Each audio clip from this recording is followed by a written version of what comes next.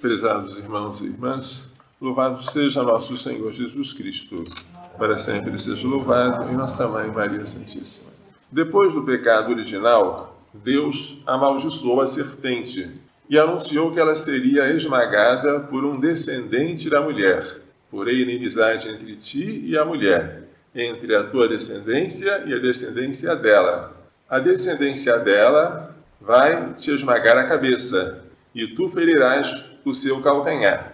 Esse descendente é Jesus, filho de Eva, como nós, mas, sobretudo, filho de Maria.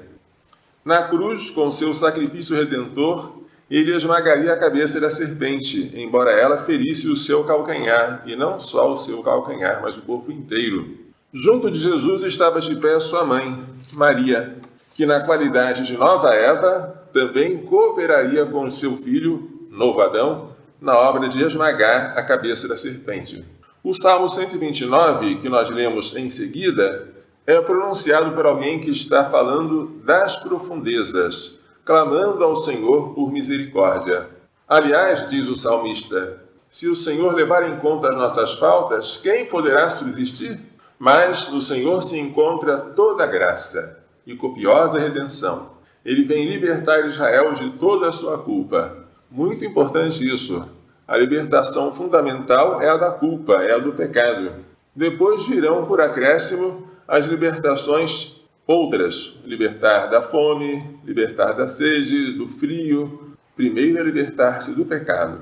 Na segunda leitura da segunda carta de São Paulo aos Coríntios, o apóstolo explica por que conserva seu ânimo em todas as tribulações.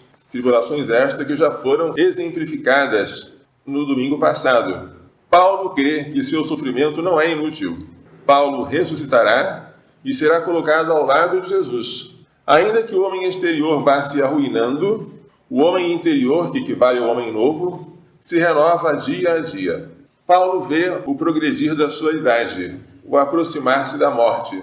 O homem exterior está caminhando para a ruína, mas interiormente ele se renova a cada dia.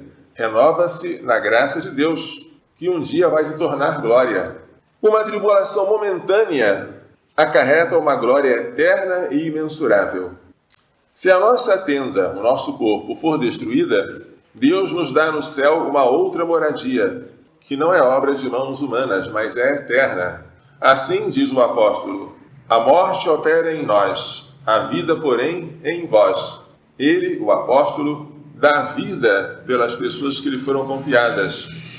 Ele é o pastor que dá vida por suas ovelhas, à semelhança de Jesus. Nada se perde no seu sofrimento oferecido em sacrifício junto com o de Cristo.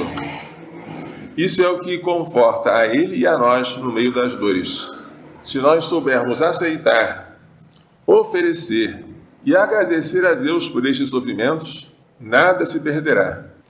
O Evangelho anuncia que Jesus, cercado de pessoas, de modo que os discípulos mal conseguiam comer, expulsa demônios porque ele é mais forte do que Satanás. Os mestres da lei acusam-no de expulsar demônios pelo poder de Beelzebu, príncipe dos demônios.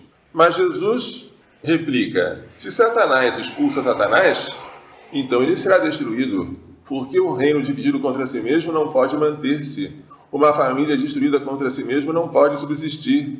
Se Satanás se levanta contra si próprio e se divide, não poderá sobreviver, mas será destruído. Partindo, então, do que os seus adversários falam, Jesus conclui com lógica, se é assim, Satanás será destruído.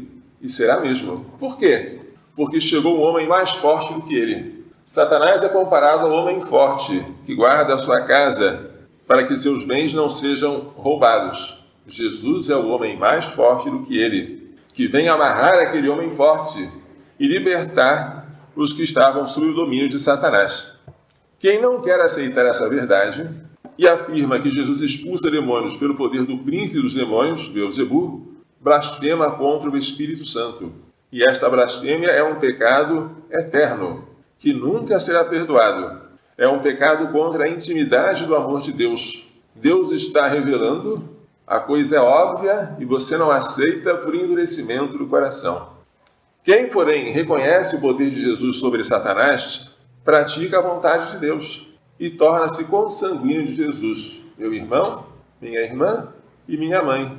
Foi o que Jesus disse àqueles que lhe anunciavam que sua mãe e seus irmãos estavam lá fora, querendo falar com ele.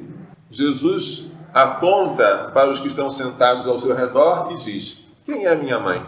Quem são meus irmãos? Aqui estão minha mãe e meus irmãos. Quem faz a vontade de Deus, esse é meu irmão, minha irmã e minha mãe. Reconheçamos em Jesus aquele que veio nos libertar da terrível escravidão de Satanás e do pecado, que é a pior de todas as outras, não há nada como ela. Façamos uso dos meios que Jesus entregou à sua igreja para a nossa salvação, os sacramentos, sobretudo a penitência e a Eucaristia. E imitemos Maria Santíssima, que em tudo fez a vontade de Deus. Por isso, ela é mãe de Jesus. Fazer a vontade de Deus foi mais glorioso para ela do que ter gerado Jesus segundo a carne. Peçamos a ela e ao seu castíssimo esposo São José que nos façam compreender e praticar as lições desta liturgia. Louvado seja nosso Senhor Jesus Cristo, para sempre seja louvado, e nossa Mãe Maria Santíssima.